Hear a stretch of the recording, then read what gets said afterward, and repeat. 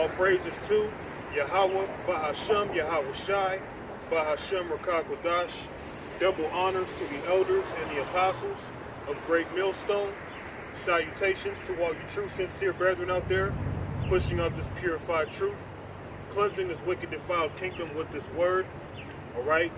And to the rest of the church who believe as well, keep the faith and the water, which means thank you to Yahweh Shai, who is the one the world today ignorantly calls Jesus Christ, all right? Because if it was not for him, none of this would even be possible whatsoever, all right? That's why you're seeing men out here doing what I'm doing, because of the spirit of the one you know as Jesus Christ, whose real name is Yahweh Shai, okay? So I'm gonna jump right into it. Make sure that's good. I'm gonna start it off in the book of Romans in the New Testament. And pretty much when it comes to the New Testament, most people are familiar with it. So it shouldn't be strange. So check it out. This is Romans 14. And I'm gonna start at probably the first verse. Romans 14 and 1. Him that is weak in the faith, receive ye, but not to doubtful disputations. All right, so pretty much we come out here to strengthen those of our people who may be little of faith. You may be a person who is ashamed to come out here in the eyes of these people because of what they may think about you. You know, some cutie pie might walk past you and you might get all shy and bashful and not want to teach this word.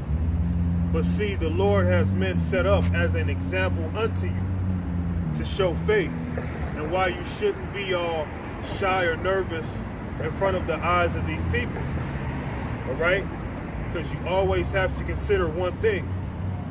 Us coming out here, our labor is not in vain.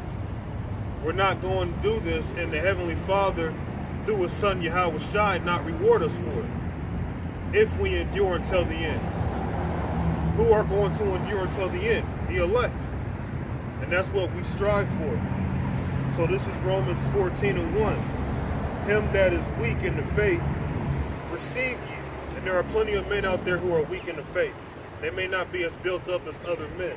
So they don't have the courage to do what we do. Not everybody's set up to be a prophet. Not everyone is set up to be a teacher. All right? But whatever the case be, you have to have enough confidence within this word. If you're not sure about yourself, be sure about the Lord, because He'll be the one to exalt you in due time. He'll be the one to boost your courage. Every day that I come out here, it has nothing to do with being fearless. It's an act of courage, all right? Because to come out here and to face these elements and these people, every day can bring something new. Just because last week and the week before and the week before that, everything seemed okay. But you can get arrested doing this. Someone could come up and hit you, do a whole bunch of things, totally just disregard you. So you gotta have courage, you know, as a man to stand up for this word. So for all the men out there in the world who see this, you gotta understand one thing. The people of this world, they may outnumber you, but through the Spirit we outnumber them. There's way more behind us than who are behind these people who may think ill thoughts about us. All right? So this is Romans 14. And I'll jump down to 5. One man esteemeth one day above another. Another esteemeth every day alike. Let every man be fully persuaded in his own mind. So whether your faith is big or whether your faith is small, you have to be persuaded in your own mind and knowing that what you're involved in is the truth. There is nothing else. Regardless of how crazy you may look, regardless of how people may think about you, to come out here and to stand up for something, okay, to stand up for Yahweh and Yahweh Shai, there is nothing greater that a man can do on this earth. So we're doing this not only for a reward. Not only because we're fully persuaded in our own mind, but what Yahweh Shai did for us is unexplainable. You can't really fathom the courageous act. You can't fathom the faith and the love that he had for us to do what he did. So for us to come out here and to be laughed at, to be mocked, or whatever the case may be, that is a light thing compared to what our Lord had to go through. So every man should typically be persuaded in his own mind that this is the truth. Okay? Don't try to come into this thing when it's popular, when everyone else wants to jump ship. Get into it now. Get into it while the Lord is still merciful. One man esteemeth one day above another. Another esteemeth every day alike. Let every man be fully persuaded in his own mind. So you have to be fully persuaded. You can't be half and half. You can't be 25-75, man. You have to be fully persuaded that what we are doing is the truth, man. Regardless of how people may look at us. And it doesn't matter, man. None of that matters. All that matters is, are you doing what the Lord asked you to do? Are you coming out here and prophesying his word to his people? To warn them, to let them know what is to come? That's what matters. Whatever people may think about you, that really is not important. Okay? This is Psalms 38.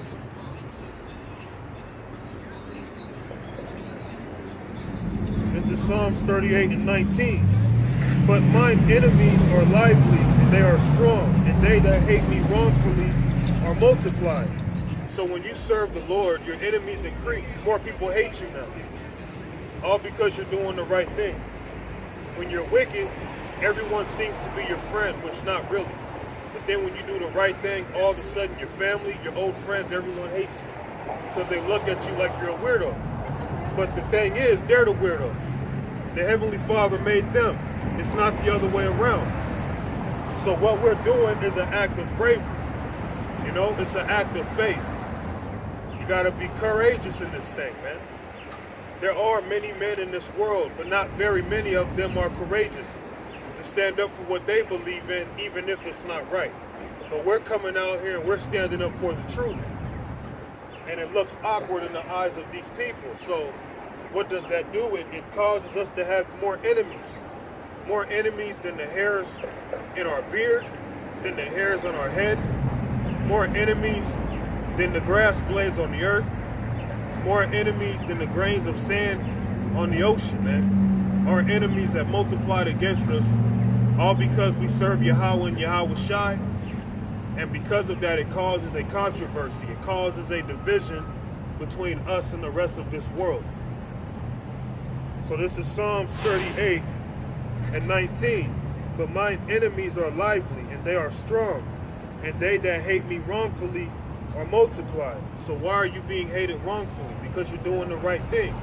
Because you're serving the Lord. And because you serve the Lord, now everyone is looking at you like you're the worst person on earth. Okay, and all you're doing is trying to teach your people righteousness, man. That's all. We're not out here attacking nobody. I just read the Bible, and at the end of the lesson, I close it and I go home. You know, but guess what? We're still looked at as the bad guy. This is verse 20. They also that render evil for good are mine adversaries. So people see good as evil in this world. So they make you their enemy. Because your ways, which is the ways of the Lord, is totally contrary to the ways of this society. So you're looked at as an outcast. Which us, our people in general, we're looked at as an outcast in this society. And the Lord has to be the one to deliver us. Okay? So we become an enemy in the eyes of this world based off of our faith. But guess what? This is our heritage. And because of us following our heritage, we're looked at as strange. Let me see. Hopefully I can find this verse. This is Jeremiah 30.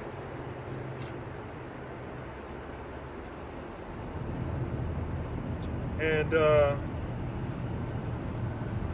17, for I will restore health unto thee, and I will heal thee of thy wounds, saith the Lord Yahweh, because they called thee an outcast, saying, This is Zion, whom no man seeketh after. So no one cares about us, man. That's how people look at us. Who are you niggas? Who are you spicks? Who really cares about what you have to say? Because this is the devil's world. And being in the devil's world, you have to be aware of his traps. You have to be aware of his lies. And his lies are many. But one thing about lies, no matter how many there are, they can never conquer the truth. The truth will last forever. Forever, ever.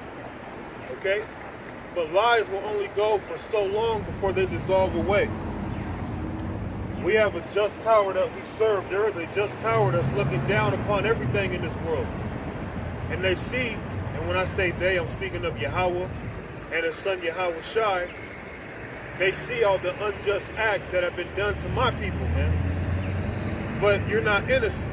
Don't think that just because you're getting gunned down in the street and all these things are happening unto you, it's not based off of your own sin. We've sinned against the Lord, so the Lord has pretty much punished us for our iniquities. He has punished us for the sins that we've been committing. All right?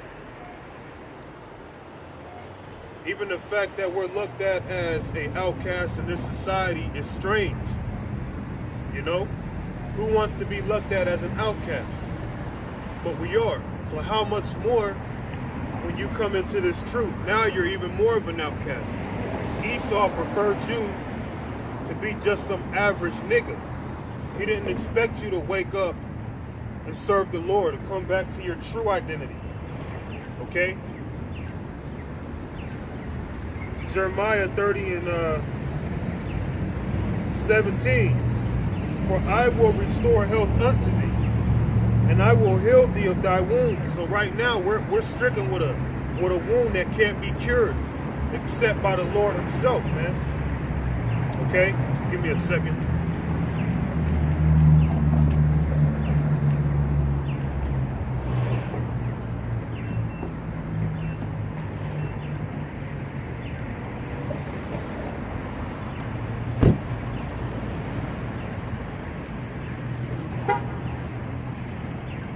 So our nation has a wound that only the Lord himself can cure, man. That's how detrimental it is. But when the Lord sends his son Yahweh Shai, who is the deliverer, who is the physician to heal my people, all right, then everything will be back in its proper position. Everything will be right side up. Currently, everything is upside down, based off of being in a society that is ran by the wicked, which is Esau, Edom, the so-called white race. Okay? Because they called thee an outcast, saying, This is Zion, whom no man seeketh after. So these nations don't care about us, man. That's how these nations look at us. They don't care about us, man. They seek to devour us. They seek to keep us at this low position that we've been in for years. They don't care about what we've been going through. Okay? Let's see.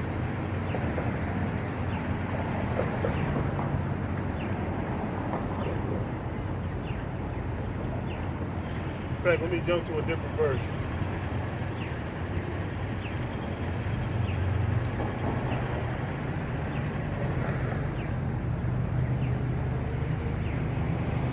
This is Psalms 35. Psalms 35, and I'm going to start at verse 25. And then when I get done with that, I'll probably read the next verse as well. We'll see. Psalms 35 and 25. Let them not say in their hearts, Ah, so we have it. Let them not say we have swallowed him up.